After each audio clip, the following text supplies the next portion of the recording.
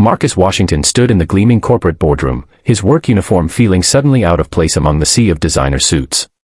At 58 years old, he had fixed thousands of engines in his life, but never had he been summoned to the 42nd floor of Henderson Automotive headquarters. The woman across the polished mahogany table was Victoria Henderson, the newly appointed CEO. At 35, she had inherited her father's empire and wore her authority like armor. Her sharp eyes studied Marcus with barely concealed skepticism. "So you're the mechanic they sent," Victoria said, her voice carrying across the silent room. Behind her stood 7 executives, all watching with crossed arms and doubtful expressions. Marcus nodded respectfully. "Yes, ma'am. I understand you have an engine that needs attention." Victoria's lips curved into a cold smile. She gestured toward the table where a complex hybrid engine sat, its orange and blue wires creating an intricate web around the mechanical heart. "This is our prototype. The future of our company. 5 engineers have failed to make it run properly. My board thinks I should scrap the entire project." She walked slowly around the table, her heels clicking against the marble floor.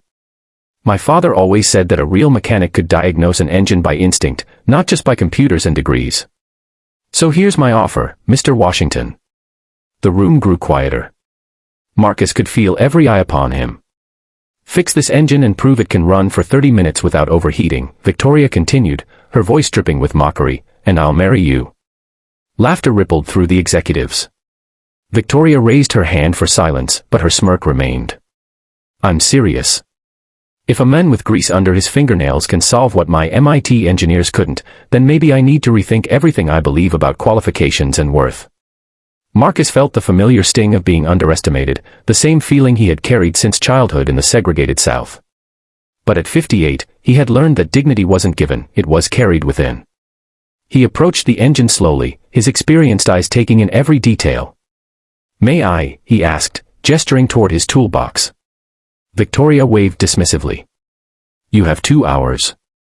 When you fail, I want you to tell every mechanic in this city that Henderson Automotive demands excellence, not outdated hands-on experience." Marcus said nothing. He simply rolled up his sleeves and began. His calloused hands moved with the confidence of 4 decades of experience.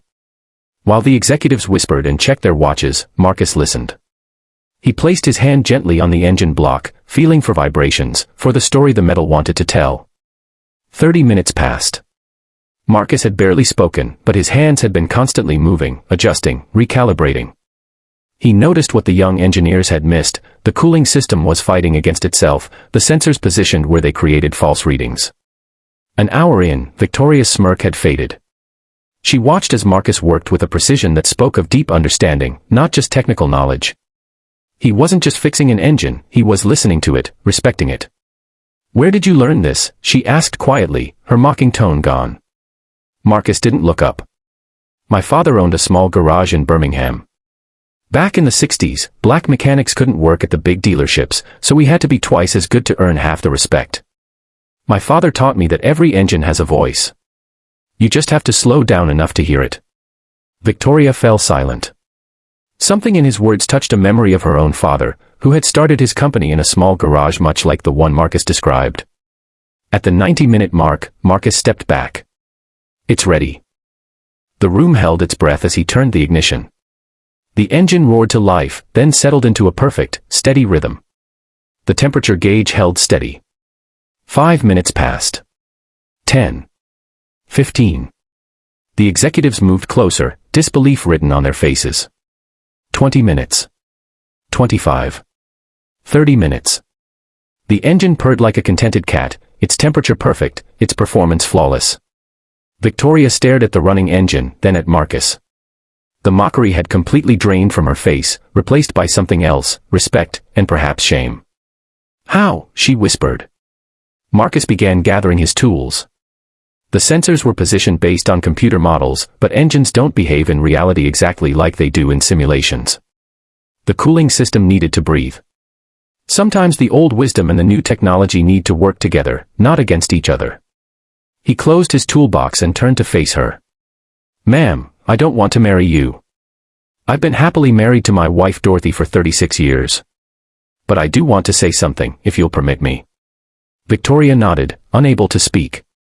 Your father, Mr. Henderson Sr., he brought his Cadillac to my shop every month for 15 years. Never went anywhere else. You know why? Because I listened. Not just to his engine, but to him. He told me once that the day his company stopped valuing real experience over fancy degrees would be the day it started dying. Tears welled in Victoria's eyes. He used to say that. Marcus's voice was gentle but firm. This engine didn't need someone smarter. It needed someone who remembered that machines are built by human hands and fixed by human understanding. Your engineers aren't wrong, they're just incomplete. Marry the old knowledge with the new, and you'll build something remarkable. He picked up his toolbox. I'll send my invoice to accounting. Wait, Victoria said, her voice breaking slightly. She looked around at her executive team, seeing their expressions differently now. Mr. Washington, how would you feel about consulting for us? Teaching our engineers what you know. Marcus paused at the door. That depends. Would I be welcomed here, or tolerated? Victoria thought about her mocking words, her cruel test, her assumption that worth was measured in degrees rather than dignity. You would be welcomed. And I apologize, truly, for my disrespect. My father would be ashamed of how I treated you today. Marcus studied her face and saw genuine remorse. We all have things to learn, ma'am. I'll think about your offer. 3 months later, Marcus stood in that same boardroom, but everything had changed. He came twice a week now, teaching young engineers the wisdom of patient observation. Victoria had removed 2 layers of management and put technicians and engineers in the same rooms, learning from each other. The hybrid engine he had fixed became the foundation for Henderson Automotive's most successful line in 20 years. On his last day before retirement, Victoria presented Marcus with a plaque. But she also gave him something else, a handwritten letter. Dear Marcus, it read, you didn't just fix an engine that day. You fixed my perspective. You taught me that leadership isn't about proving you're the smartest person in the room. It's about being wise enough to recognize wisdom in others, regardless of where they come from. Thank you for your patience with a foolish young woman who thought her degree made her complete. My father would have liked the person I'm becoming.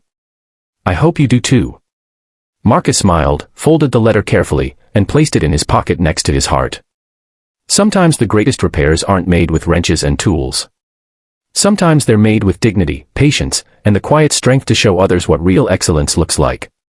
If this story touched your heart, please like, share, and subscribe for more inspiring tales. Leave a comment below telling us about a time when someone surprised you with unexpected wisdom. Your stories matter, and we love hearing from you.